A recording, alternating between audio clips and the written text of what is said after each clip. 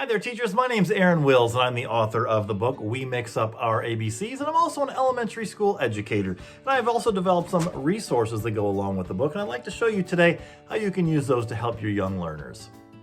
So the first two sheets are very simple and straightforward. The students are just going to cut out the letters of the alphabet that rhyme here, and then we're going to paste them up here to mix up the alphabet their own way. There's a lowercase version and an uppercase version, good for fine motor practice and a letter naming practice. So let's get out our scissors and cut them up. And so after they have them cut out, they just place the letters in any order that they would like to mix up the alphabet their own way, just like it asks them to do at the end of the storybook. All right, so we've got them all set out. Then the most important thing is, of course, they'll glue those down. The most important thing is for them to then go find a partner in the class and sing their alphabet song to the friend. A, E, D, T, V, F, B. You can see the letters have been selected so that the song will still rhyme in the way that it does. So this is a good activity to help them, first of all, get the little fine motor practice. Also helps them do the letter identification on their own as they go, and they can take that one home. It does say mix them up your way, then sing, because we want to make sure the parents realize that it is supposed to be mixed up so they don't think, wait, my kid got them all in the wrong order. So hopefully I've got that clear on the directions for you. This sheet is the same thing, it's just the lowercase letters, so you can use uppercase or lowercase, your choice depending on what your kids need. Or you could do this sometime, and then maybe sometime if you have a substitute teacher or just need one more little activity some other day, you could give the lowercase letters because the kids would already be familiar with how to do that. Okay, the next activity has these activity mats, I call them, where the letters now are on Velcro tabs. So you can see that now we have Velcro tabs for the kids to be able to reuse them over and over and over again. This would be a great center activity for you. So the green sheet just has fewer letters on it. It's only the ones that rhyme with the letter E, B, C, D, G, E. So it's just fewer of them. So if you have students who maybe just work at a slower pace and it would be hard for them to get to all of this, maybe their fine motor takes them a little bit longer, this might be the one that would be beneficial for them. I'll just demonstrate though with the blue one that has more letters. As you can see, some of them are rectangular and they will fit on the rectangular spaces. Those are the ones that rhyme with D, C, B, E, G. The others are either an oval or a triangle. And those are interchangeable as long as they get them on the proper shape. So any triangle can go on any triangle because they have sound-alike letter names, and the ovals can be interchanged with the ovals. And the song then should still rhyme or sound alike. It'll be singable no matter how they mix them up. So A, B, C, D, E, S, G, J, I, K, H, L, M, N, O, P. So you can see that it'll retain the quality of the sound.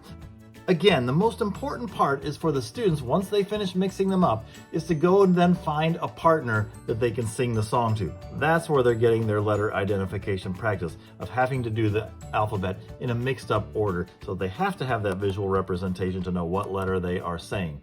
All right, so once they finish that, you can have them do it again. Hey, now mix them up a different way and then go find a different partner. They can also do this in teams. Two people could work on this one at the same time, mixing them up in the way that they choose, and then go find another team that they could each take turns singing their song to.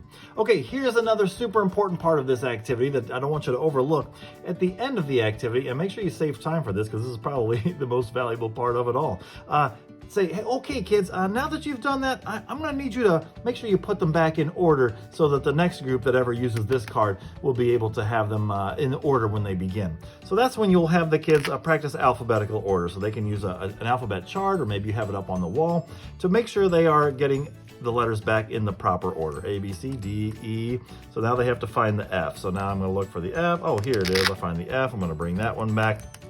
And so at the end, when they put them all back together, then I would say, hey, make sure you have someone double check this before you turn it in to me. So they need to take that to another friend, have them make sure the letters in the order. That gives the friend a chance to practice alphabetical order one more time. Hopefully they'll swap and that student gets to check theirs. If they find any mistakes, then they'll be able to fix those. So again, you're actually reinforcing alphabetical order if you have them clean up properly, and that is to have them put them back in order before they turn it back into you at the end of the day. Again, this is good for centers, or it can just be used for class time, where if you had several copies of this, lots of people could be doing it at once. Let me show you how I made those. I got some little Velcro tabs. You've probably seen these. I just got these on Amazon. I really like these though because it has the white Velcro tab on the that I put on the back of the tags here, but then these are clear, so you can see that it just shows the purple right through there, so you really don't even see it. So it has a really nice look to it. I think they're about almost the same price as just any other Velcro tabs. So maybe you can find those on Amazon or wherever you get your Velcro tabs. Maybe if you can capture that product number, that would help you. Hey, and one more thing about this activity sheet, it actually does take some time to cut out all these different letters, put the sticker tabs on the back.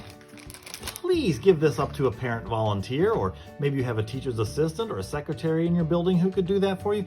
This takes a lot of time to put together, and if you're going to make multiple copies, you might want to also laminate it. That's up to you, but make sure you get help with that. That's not for you teachers to do. Find some parent volunteers that can help you out with that. They'd love to do that for you. Nice and easy, something you can send home with them.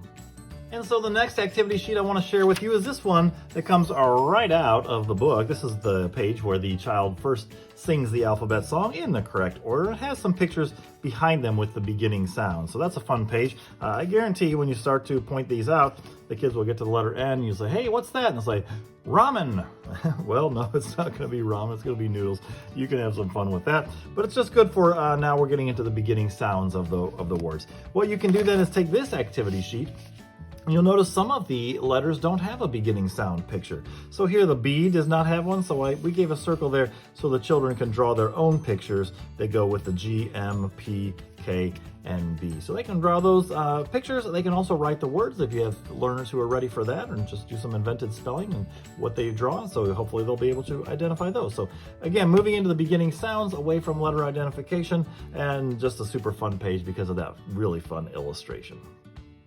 And another activity sheet that we have is the rhyme time. This one's actually takes some higher order thinking. You have to look at these first letter and find out other letters that rhyme with the letter A, the name of the letter A. So you can see I gave you the first one. The first one is K, and there's one other letter that rhymes with A. Can you think of what it is?